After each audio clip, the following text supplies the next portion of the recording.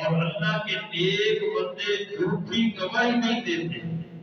ایک مطلب یہ ہے کہ اللہ کے نیک بندے جھوٹی مجلس میں حاضر نہیں ہوتے، اور دوسری تفسیر یہ ہے کہ لا یشہدون الزور، اللہ کے نیک بندے جھوٹی گواہی نہیں دیتے۔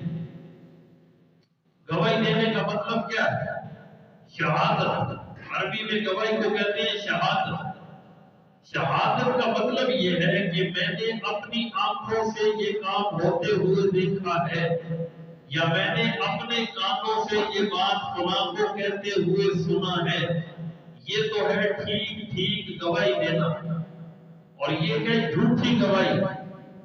کسی پارٹی کی بنیاد پر، کسی تعلق کی بنیاد پر، کسی خاندان برادری کی بنیاد پر ناحق طریقے کی گواہی دینا، اور یہ ہمارے زمانے میں عام ہے کہ جناب میں نے دیکھا تو یہ تھا، لیکن دوسری طرف میری برادری تھی، دوسری طرف میرا خاندان تھا، میرا کنبہ تھا، اور میری برادری کا مسئلہ تھا، میری پارٹی کا مسئلہ تھا، اور لوگ جھوٹی گواہی دینے کو معمولی گناہ سمجھتے ہیں، توجہ ہی نہیں ہوتی۔ بلکہ اس سے بھی گری ہوئی صورتحال ہماری عدالتوں میں ایسے لوگ موجود ہوتے ہیں جو چائے کی پیالی میں جھوٹی گواہی دینے کو تیار ہے۔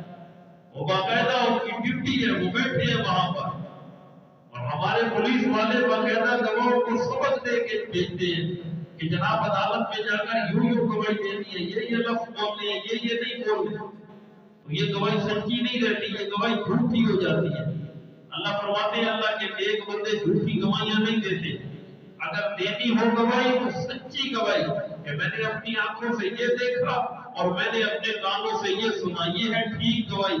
اس کے علاوہ گواہی دینا پولیس والوں کے کہنے پہ عدالت میں چائے کی پیالی پہ اور سگریٹ کی ایک کش پہ گواہی دے دینا، یہ جھوٹی گواہی ہے۔ اور نبی پاک صلی اللہ علیہ وسلم نے فرمایا ایک روایت کے اندر کہ شرک کے بعد سب سے بڑا گناہ جھوٹی گواہی دینا۔ شرک کے بعد سب سے بڑا گناہ اس روئے زمین پہ شرک ہے، اللہ کے ساتھ شریک کرنا، کسی کو اللہ جیسا ماننا۔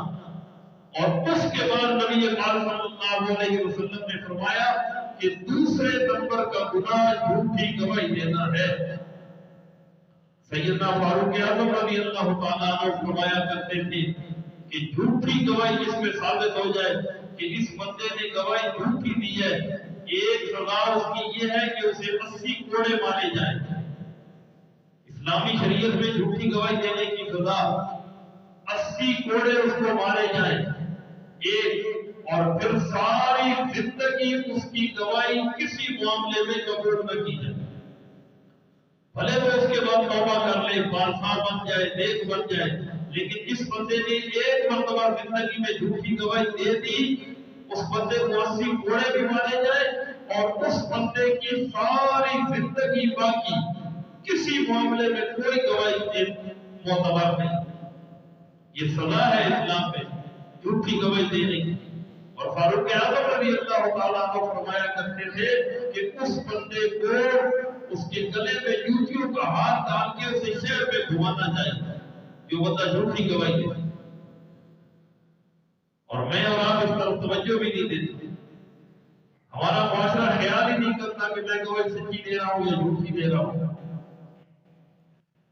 ہر معاملے میں ہمارا خاندان، ہماری پارٹی، ہماری برادری، ہمارا ملک، ہماری قوم وہ آگے ہے۔